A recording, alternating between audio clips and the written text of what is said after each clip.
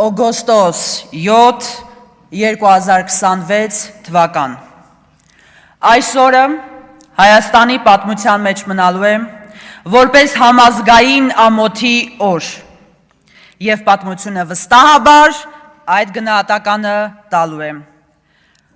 Այսօր դատարանի առջև է կանգնած աշխարհասփյուռ հայության հոգևոր առաջնորդ ամենայն հայոց կաթողիկոս Գարեգին II-ը։ Այսօր դատարանի առջև են կանգնած բարձրաստիճան հոգևորականներ։ Պատմությունը վստահաբար դրա գնահատականը տալու է։ Սիրելի և թանկագին հայրենակիցներ, իշխանությունը ձեզ կհամոզի, որ սա ընդամենը մի քանի հոգևորականի դեմ պայքար է, բայց սա պայքար է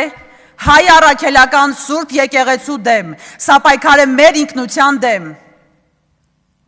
Թանկագին հայրենակիցներ, խնդրանք է, որպեսզի յուրաքանչյուրս սատար կանգնենք հայ առաքելական Սուրբ եկեղեցուն և մեր հոգևոր այրերին։ Ես ինքս վսեմաշուկ մայր տաճարը պաշտպանելու եմ, ինչպես կպաշտպանեմ իմ մայրիկին։ Սիրելի հայրենակիցներ, պատմության մեջ բոլոր նրանք, ովքեր կռվել են մեր եկեղեցու դեմ, հիշվել են որպես գորշ ժամանակների հեղինակներ՝ Ստալին, Նիկոլայ Առաջին, Թալեաթ Փաշա, Հեյդար Ալիև, Իլհամ Ալիև և Նիկոլ Փաշինյան։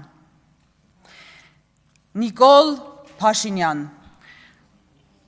թեկուզ էկրաններից այն կողմ, երեսի, ես ասում եմ, դուք չեք հաղթելու եկեղեցուն, եկեղեցին չի պարտվելու թավշյա բռնաճնշումներին։ Ցավալի է, որ այսօր իմ անդրանիկ ելույթը պիտի նման ողբերգական ցավալի տրամադրության ներքո լիներ, բայց ստացվեց այն, ինչպես ստացվեց։ Սիրելի հայրենակիցներ, այսօր նաև Ուժեղ Հայաստանի թեկնածու պարոն Արեն Վարդևանյանի հարցն է, և ես մի մեջբերում անեմ ուրեմն։ Ես գալիս եմ իմ հայրենիքից, Հայաստանի Հանրապետությունից, Ուժեղ Հայաստանից, որը հարուստ է տաղանդավոր և աշխատասեր մարդկանցով։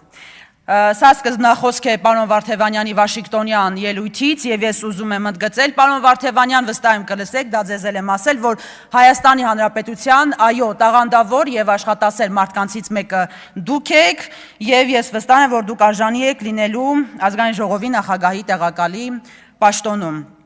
Շատ կարճ կլինեմ, բայց իհարկե շատ երկար կարելի է հայրենակիցներ խոսել պարոն Վարդևանյանի մասին,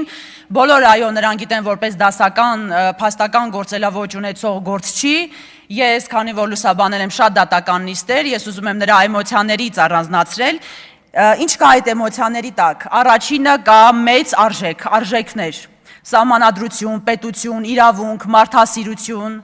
այդ էմոցիաների տակ կա նաև գնահատական առ այն, որ այո, Հայաստանում կալանքը չպետք է լինի վերածվի պատժի, այո, Հայաստանում կան քաղբանտարկյալներ, այդ էմոցիաների տակ, պարոն Վարդևանյան, կա նաև ցավ առ այն, որ այո, այսօր կա մեծ վստահության կորուստ դատաիրավական համակարգի նկատմամբ, կա ցավ, որ մարդու իրավունքները խախտվում են։ Բայց ամենակարևորն այն է, որ այդ ձեր էմոցիաների մեջ կա շատ մեծ հույս, դուք բավականին լավատես եք և այդ լավատեսությամբ ուզում եմ ավարտել, այդ էմոցիաների տակ կա այն, որ իրավունքը պետք է գերակայի, Հայաստանը պետք է լինի իրավական պետություն և Հայաստանը լինելու է ուժեղ։ Շնորհակալություն սիրելի հայրենակիցներ, չհուսահատվեք երբեք, ամեն բան լավ է լինելու։ Մինչև հաջորդ ելույթին տալը